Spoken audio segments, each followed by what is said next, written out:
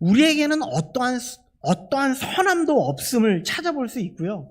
그것으로 인해서 우리에게 통회의 역사가 일어난다는 거예요.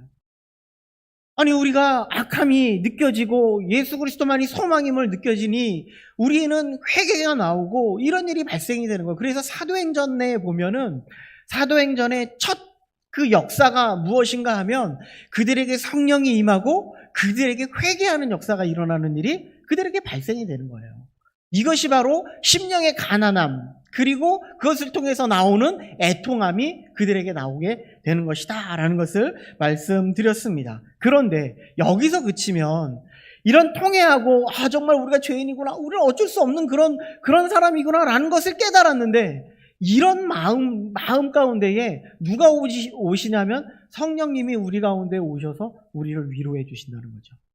그래, 넌 약하지만 내가 소망이 되어줄게, 이렇게 위로해 주시는 거예요. 그래서 성령님이 오셔서 그때 말씀을 드렸지만 이 성령님은 보혜사, 옆에서 함께 계시다라는 분이에요. 우리와 함께 하시는 분이에요. 우리와 영원히 우리에게 힘듦과 우리의 어려움과 모든 것을 함께 하시고 우리에게 힘 주시고 우리의 길을 이끌어 가시는 분이 바로 이 성령님이시라는 거예요. 그래서 우리에게 위로해 주시는 거죠. 걱정하지 마, 내가 지켜줄게, 이것을 하는 거예요. 그래, 내 힘으로 안 되니까 내가 너를 도와줄게, 이것을 말씀해 준다고 이야기했습니다.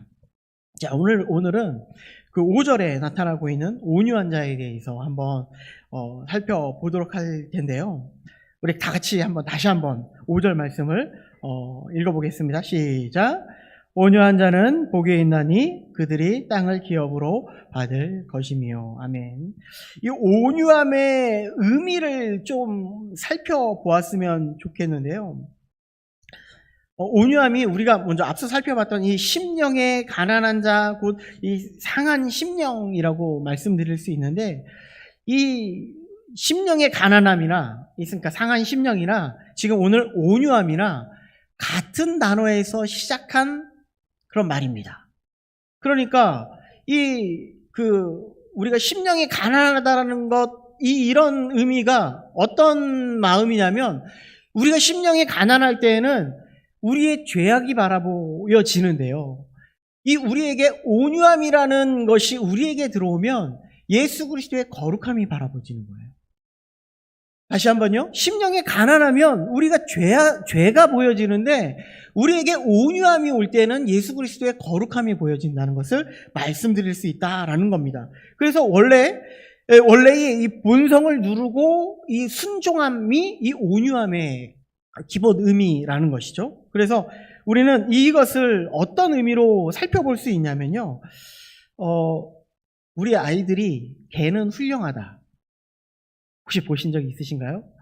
요즘 반려견의 대한 프로그램이 정말 많은 것 같은데, 제가 저는 별로 안 좋아해서, 반려견 별로 안 좋아합니다, 저는. 그래서 잘 안 보는데, 그래서 잠깐 검색을 했습니다. 했는데, 어떤 게 나오냐면, 임신한 아내를 개가 자꾸 공격을 해요. 남편에게만 다가가면 임신한 아내를 개가 막 공격을 합니다. 이것을 훈련하는 과정을 다루고 있었습니다. 그러니까 이 본성은요, 이 개의 본성은 아빠 보호자에 대한 이런 집착이 있는 거예요. 아빠가 결혼 전부터 나를 먼저 길렀고, 그리고 아빠는 나를 사랑해. 이게 아빠라고 말하는 게 맞지는 않은 것 같은데, 어쨌든 세상 사람들이 다 아빠라고 얘기하잖아요. 아빠라고 얘기하고 엄마라고 얘기하잖아요. 여러분들도 그러시죠? 안 그러세요? 아빠라고 부르고 엄마라고 부르는데, 이 아빠에 대한 집착이 있는 거예요, 이 강아지가. 이 아빠에 대한 소유욕을 나만 가지고 싶어 하는 마음이 있다는 거예요. 그래서 어떤 일이 벌어지냐? 아내를 공격하는 일이 발생이 된다는 거예요. 그런데 그 사람 이름을 잃어버렸는데, 개 이렇게 훈련시키는 그 사람이 이렇게 이제 훈련시키잖아요. 이렇게 다가가지 마라, 이렇게 해가지고 훈련시키잖아요. 원래 본인이 가지고 있는 본성은 아빠를 나 혼자 차지하고 아빠에 대한 집착을 가지고 있고 그것을 나 혼자 소유해야 되는 애는 그런 본성을 가지고 있지만, 이런 훈련을 통해서 이것을 억제하고 순종하게 하는 일, 이것이 바로 온유함이다 라고 말씀드릴 수 있다는 겁니다. 우리가 앞에서도 말씀드렸지만 우리의 마음속에 악함을 발견하게 되면 애통함이 일어날 수밖에 없고요. 그런데 이 심령의 가난함은 이 애통을 가져오지만 이 온유함은 거룩을 추구하게 된다는 거예요. 앞서도 말씀드렸지만 우리가 이 온유함을 우리에게 소유하고 우리가 모든 것에 우리의 본성을 다스리고 누르고 이런 것을 통하여서 온전하신 온유함의 대명사이신 예수 그리스도를 우리는 드러나는 삶을 살게 된다라는 것을 말씀드릴 수 있다는 겁니다. 자, 그러면 온유함의 그럼 정말 좀 더 한번 살펴보도록 하겠습니다. 온유함은요, 헬라어로 프라위스라는 그런 단어를 쓴대요. 저도 헬라어 잘하지 못합니다. 그런데 같이 알아가는 측면에서 한번 보도록 하겠습니다. 이 프라위스라는 것은 어떤 의미냐면요, 이런 의미입니다. 길들여진 야생마.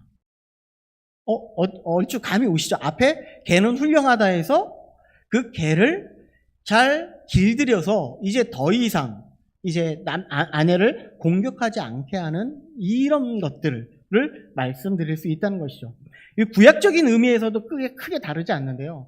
이 억압받는 사람들이 있잖아요. 억압받는 사람들이 너는 그냥 무조건 순종해야 돼. 그러니까 종들이 무조건 순종하는 그런 것처럼 이렇게 순종하는 이런 의미를 담고 있는 것이 아니라 이 힘과 능력을 가지고 있어요. 내가 왕입니다. 나 어떠한 힘을 가지고 있고 능력도 가지고 있어요. 누구나 다 다스릴 수 있는 능력을 가지고 있습니다. 이런 힘과 능력을 가지고 있지만 그 힘과 능력을 함부로 휘두르지 않는 것을 온유함이라고 말씀드릴 수 있다는 것이죠. 이런 의미가 어떤 의미인가 하면 예수님은 이것을 이렇게 표현했습니다. 겸손이라고 표현했습니다. 겸손한 자가 이 온유한 자다라고 이렇게 표현한 것이죠. 마태복음 11장 29절에 보니까요, 예수님이 이렇게 말씀하십니다. 나는 마음이 온유하고, 그런데 또 보십시오, 겸손하니, 이렇게 표현합니다. 나는 마음이 온유하고 겸손하대요. 그래서 어떤 일을 행했냐면 나의 멍에를 메고 내게 배우라. 그리하면 너의 마음에 쉼을 얻으리라. 우리들에게 주어진 멍에를 메고 예수 그리스도에게 배우라. 예수 그리스도는 무엇을 메셨어요? 십자가의 그런 멍에를 메셨다는 거예요. 자, 온유하고 겸손하다라는 것은 함께 사용한다는 것은요, 같이 사용한다는 건 항상 강조의 의미를 담고 있다고 우리 목사님이 항상 설교하면서 많이 말씀하셨잖아요. 자, 그러니까 강조의 의미를 담고 있다면 이 말은 어떤 의미냐면 예수님이 철저하게 순종하셨다는 거예요. 철저하게 하나님 앞에 순종하셨고 온유한 자가 되셨고 겸손한 자가 되셨다, 이것을 말씀하고 있다는 것이죠. 예수님의 공생의 삶을 살펴보면 이 온유한 성품을 그대로 가지고 있는 분입니다. 겸손의 왕으로 오신 분이 바로 예수 그리스도이라는 것을 우리는 다 알 수 있을 겁니다. 한번 보십시오. 예수님은요, 하나님이세요. 원래 하나님이십니다. 그런데 우리의 자신의 모든 것을 다 버리고 자신이 가지고 있는 영광 모든 것을 다 버리고 이 땅 가운데 내려오셨어요. 가장 낮은 곳으로 내려오셨어요. 모든 권한을 다 가지고 계시지만 하나님 앞에 온전히 순종하는 모습을 볼 수 있다는 것이죠. 그것의 절정이 무엇인가? 바로 예수 그리스도의 십자가 사건이라는 것입니다. 예수님의 십자가를 앞두고 감람산에서 기도하는 예수님의 모습을 한번 여러분들 한번 돌아보시기 바랍니다. 어떻게 고백을 하시냐면, 내 아버지여, 만일 할만하시거든 이 잔을 내게서 지나가게 하옵소서. 얼마나 인간적인 예수님의 모습 속에 이것을 얼마나 감당하기가 힘든 겁니까?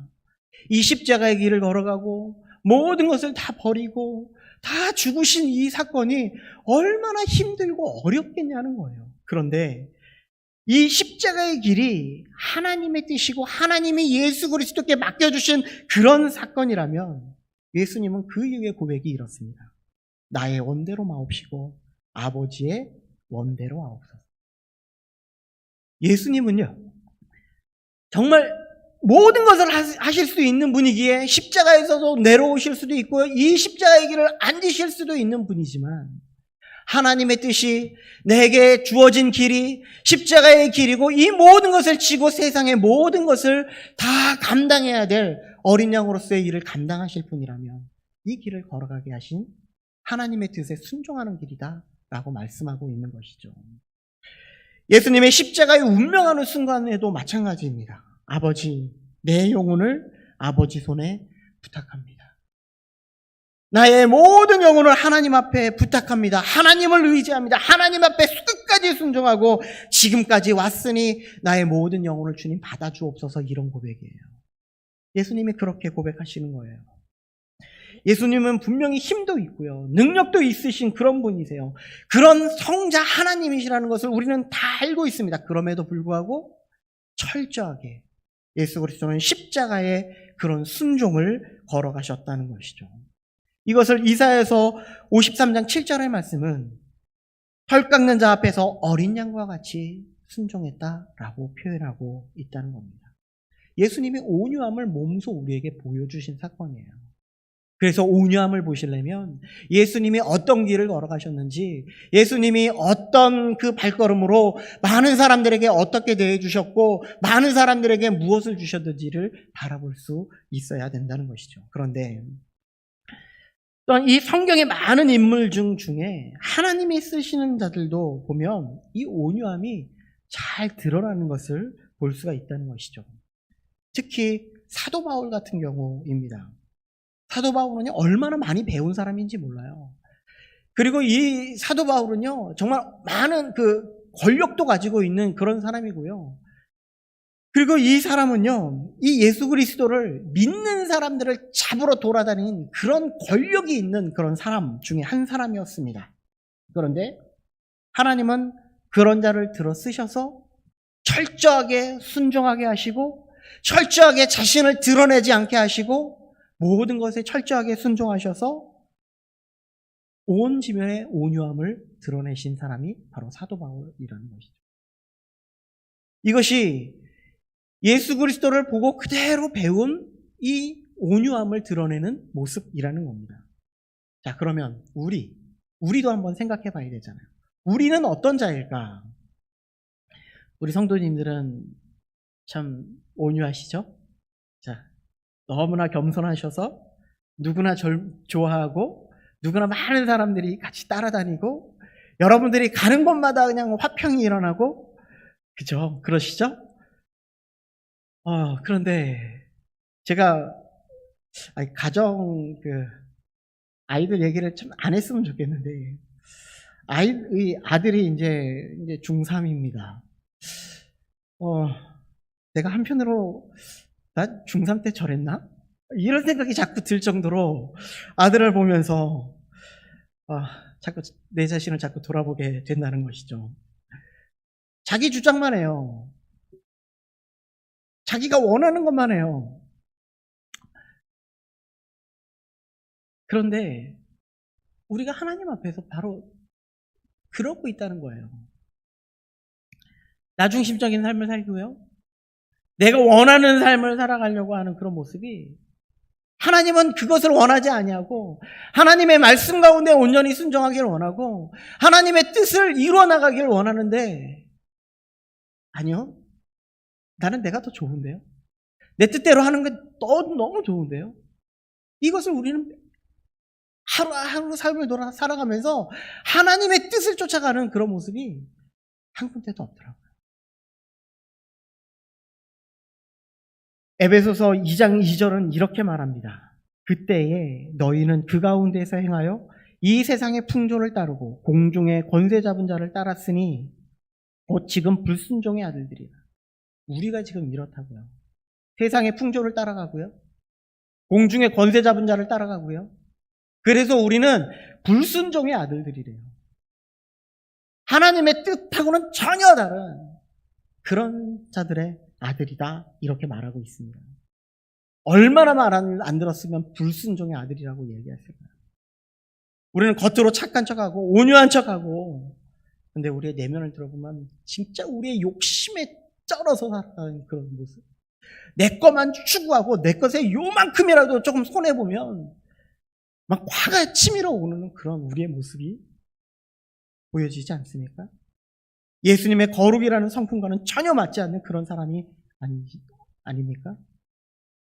남에게 정말 상처 주기 위해서 그렇게 태어난 사람인처럼 그렇게 행동하지는 않습니까? 근데 놀라운 것은 무엇인가 하면 하나님이요, 우리를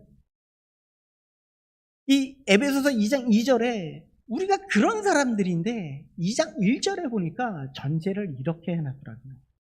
허물과 죄로 죽었던 우리를 살리셨도다. 그러니 너희는 그런 자들이 아니야. 이것을 말씀하고 있는 거예요. 하나님께서 은혜를 베풀어 주신 거야. 이것을 말씀해 주셨고요.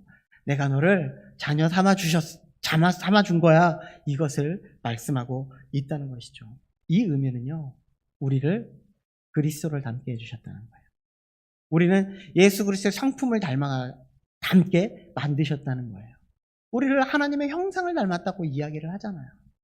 이것이 그런 의미입니다. 그래서 처음에 말씀드린 것이 무엇인가 하면 이 길들어진 야생마, 곧 내가 자신의 힘과 능력이 있음에도 불구하고 그 힘과 능력을 다 사용해서 이 땅을 살아나가는 이 우리의 삶이 아니라 내 모든 것을 주장을 다 내려놓고 하나님의 뜻이 무엇인지, 하나님의 말씀이 무엇을 말씀하고 있는지, 하나님이 나에게 요구하시는 것이 무엇인지를 우리가 깨달아 하나님의 말씀에 순종하고 하나님의 뜻대로 하나님을 닮아가는 그런 삶을 살아가기를 원하신다 말씀하고 있다는 겁니다. 그러면 이런 온유한 자는 어떤 것을 드러내면서 살아나갈까요? 온유한 자라면 드러내는 게 있을 것 같아요. 무엇을 드러내냐면 우리는 인물들을 한번 이렇게 쭉 살펴보면서 무엇을 드러내는지 한번 살펴보자고요. 아브라함을 먼저 한번 생각해 보겠습니다. 하나님께서는 아브라함에게 정말 놀라운 축복을 해주셨죠. 약속의 언약을 주셨는데 우리 너무나 잘 알고 있죠. 하늘의 별을 딱 쳐다보면서 너 저렇게 많은 별에 자손을 너에게 줄 거야. 이것을 말씀해 주셨고 너에게 땅을 약속해 주실 거야 라고 얘기했고 너는 나라를 만들게 해 주실 거야. 이것을 우리에게 약속해 주셨다. 이렇게 말씀하고 있어요. 그러면서 아브라함을 하나님이 계속해서 이끌어 가시면서 그런데 자꾸 이 아브라함을 힘들게 하는 사람이 한 명 있죠. 누구였냐면 이 참 원수는 가족 가운데 있다고 롯이 그럽니다. 롯의 이 종들과 아브라함의 종들이 계속 싸우면서 물 먹이는 데도 싸우고 양떼를 먹이는 데 싸우고 이런 일이 계속 발생을 해요. 그래서 무엇이라고 하냐면 창세기 13장 9절에 보니까 내 앞에 온 땅이 있지 아니하냐 나를 떠나가라. 내가 좋아하면 나는 우하고 내가 우하면 나는 좋아하리라. 원래 누구에게 약속해 주셨다고요? 이 땅에 대한 축복은 누구에게 약속해 주셨다고요? 아브라함. 그러면 자신의 권리를 주장하고 내가 이 모든 것을 차지하고 너는 저리 가. 내가 먼저 좋은 땅 차지하고 난 다음에 너는 그 땅 가서 살아 라고 이야기하는 것이 마땅함에도 불구하고 자신의 주장을 하지 않아요. 땅의 선택권을 먼저 양보합니다. 이것이 하나님의 은혜를 바라보는 온유함이라는 거예요. 내가 먼저 취하는 것이 아닙니다. 또 한 명의 인물을 한번 보겠습니다. 바로 요셉입니다. 요셉에 대해서 너무나 잘 알고 있습니다. 형제들의 시기 질투로 인하여서 팔려가는 그런 종으로 팔려간 요셉. 요셉의 인생은 정말 파란만장하죠. 팔려가는 인생, 이 누명을 쓰고 감옥에 들어가는 그런 인생. 우리의 마음속에는 이 요셉의 마음속에 이런 마음이 있어야지 합당할 것 같아요. 어디 두고 보자. 내가 조금 잘 풀리기만 하면 너희들을 다 잡아서 감옥에다 쳐넣을 거야. 이 마음 맞잖아요. 그렇죠? 저만 그런가요? 저만 좀 악해서 저만 그런 거로. 자, 그런데 흉년이 되고 곡식을 구하러 온 형제들에게 복수의 칼날을 가는 것이 아니라 사랑을 대합니다. 창세기 50장 19절 21절을 찾아가 보니까 형제들에게 이렇게 합니다. 아버지도 돌아가셨어요. 그러면서 두려워하지 마소서. 당신들은 나를 헤아려 하으나 하나님은 그것을 선으로 바꾸셨습니다. 오늘과 같이 많은 백성의 생명을 구원하게 하시려고 하셨나니 당신들은 두려워하지 마소서.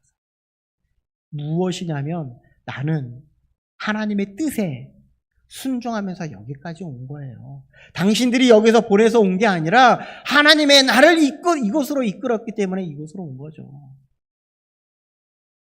요셉은 힘과 능력이 있음에도 불구하고 이 총리, 제2위가는 권력자, 어떤 힘을 가지고 있음에도 불구하고 하나님의 선하심, 하나님의 섭리를 드러내는 일을 행했다는 거예요. 이것이 오주함이라는 겁니다. 다윗도 그렇습니다. 사울을 죽일 수 있는 권한이 그 시간이 있었음에도 불구하고 굴 안에서 자고 있는 사울을 발견했음에도 불구하고 하나님이 선택한 자를 그렇게 하지 않았어요. 하나님 앞에 맡겼어요. 모세도 마찬가지입니다. 민수기 12장 3절을 보니까 모세는 온유함이 지면의 모든 사람보다 더하더라 이렇게 할 정도로 온유함이 충만한 사람이었어요. 하나님의 뜻만을 드러내는 사람이 바로 이 모세였다는 거예요. 신약에 넘어와서 한 명의 인물만 더 살펴보도록 하겠습니다. 바로 스데반 집사입니다. 이 집사님들. 네. 뭐 그런 의미하고는 좀 다른 의미겠지만 어쨌든 집사님들. 자, 먼저 스데반은 어떤 사람이었을까요? 사도행전 7장 55절에 보니까 스데반이 성령이 충만하였다. 성령이 충만한 사람이었어요. 그런데 이런 사람이 스데반은 많은 사람들에게 어떤 일을 행했냐면요. 하나님의 진리의 말씀을 선포하고 하나님의 복음만을 그들에게 선포하는 그런 일을 행했습니다. 그런데 어떤 해코지도 안 했음에도 불구하고 그들의 반응이 이렇습니다.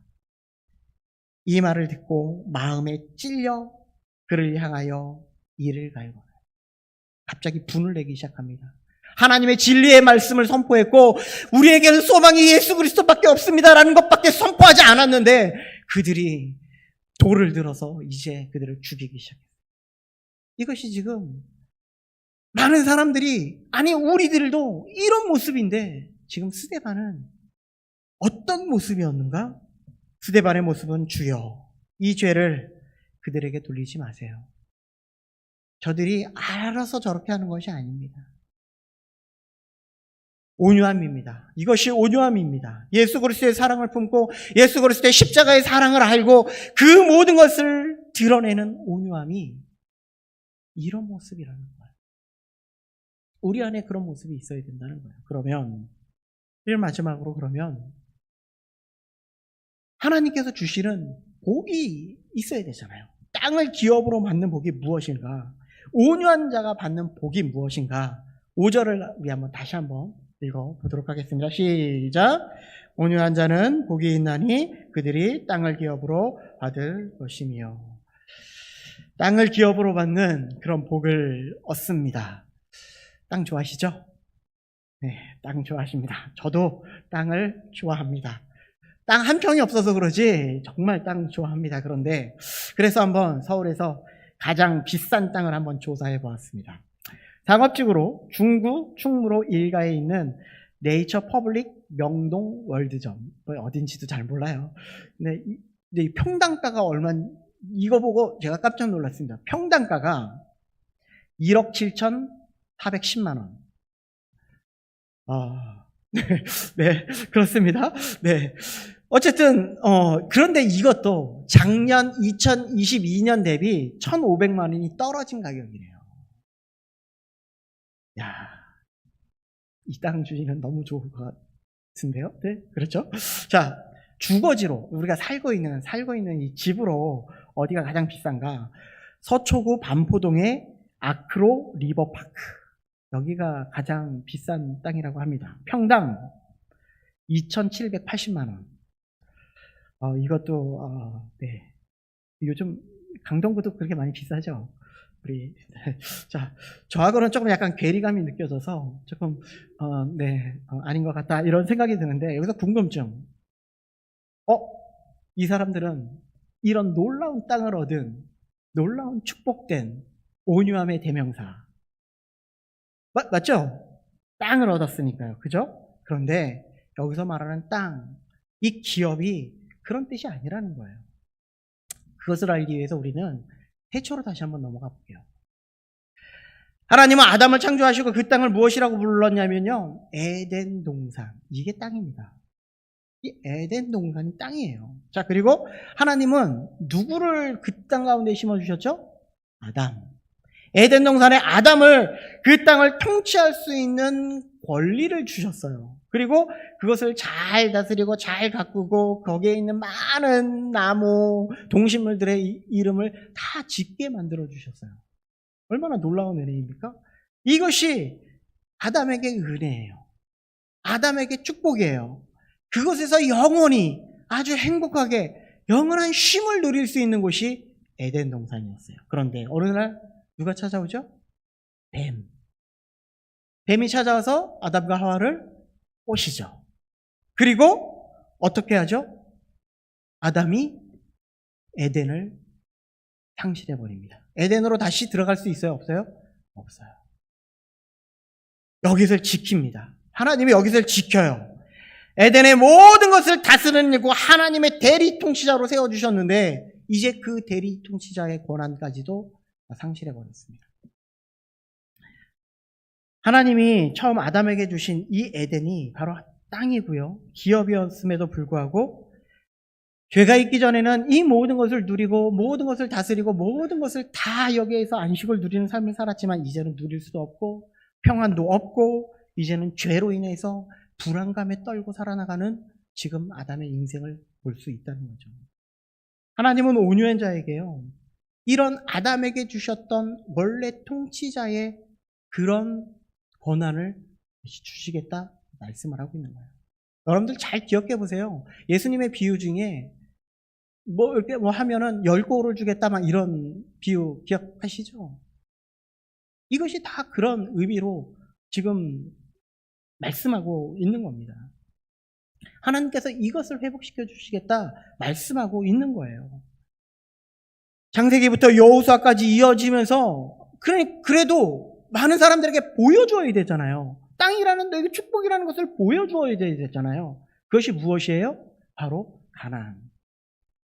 그들이 그 삶을 살아나가면서 아브라함을 택하시고 약속의 땅을 들어가게 하신 하나님께서 그들에게 허락해 주신 땅이 이 가나안 땅인데 물질의 의미가 아니라 애굽에서 종살이 이제 아니야.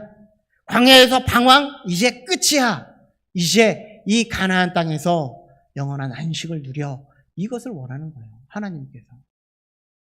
온유함의 축복인 것은요, 땅인 선물이 인 동시에 안식과 곧 쉼을 우리에게 의미한다는 거예요. 우리는 어디에서 쉼을 얻을 수 있을까요? 그래서 신명기 25장 19절 말씀에 보니까 무엇이라고 이야기하냐면, 그러므로 내 하나님 여호와께서 내게 기업으로 주어 차지하게 하는 땅에서 내 하나님 여호와께서 사방에 있는 모든 적군으로부터 내게 안식을 주실 때, 이게 가나안의 의미예요. 참 우리에게는 이스라엘 백성들의 주시긴 땅은 누리는 안식은 곧 우리는 어디에서 이것을 누릴 수 있느냐? 예수 그리스도 안에서 누릴 수 있다. 예수 그리스도 안에서 누릴 그림자가 바로 이 가나안을 우리에게 보여주고 있다는 겁니다. 그런데 그 땅 가운데서 죄악 가운데 행동하면 어떻게 돼요? 그들이 그 땅을 다 잃어버리는 거예요. 우리는 다시금 회개하고 애통하고 하나님을 바라보고 하나님 앞에 소망을 두면, 예수 그리스도를 붙잡으면 어떻게 돼요?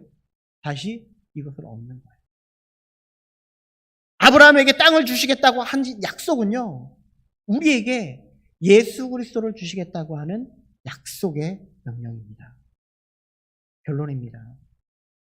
온유한 사람은요, 복이 있나니 땅을 기업으로 받을 것이다 라는 이런 팔복이 우리에게 말하고자 하는 것은 예수 그리스도를 통하여서 하나님의 뜻을 드러내고 하나님이 원하시는 뜻 가운데에 하나님 앞에 정말 온전히 순종하면서 살아나가는 우리의 삶을 통하여 내가 어떤 힘이 있고 어떤 능력이 있고 이 세상 가운데에 나를 떵떵거리며 살게 하실 수 있는 그런 힘과 능력이 있을지라도 모든 것을 내려놓고 내 뜻이 아닌 하나님이 기뻐하시고 하나님이 원하시고 하나님이 정말 즐거워할 수 있는 그 뜻에 따라서 우리가 순종하며 나아갈 때 예수 그리스도가 우리에게 주시는 놀라운 그런 평안함, 그런 안식, 그것이 우리의 가운데에 차고 넘칠 수 있음을 선포하고 있는 겁니다.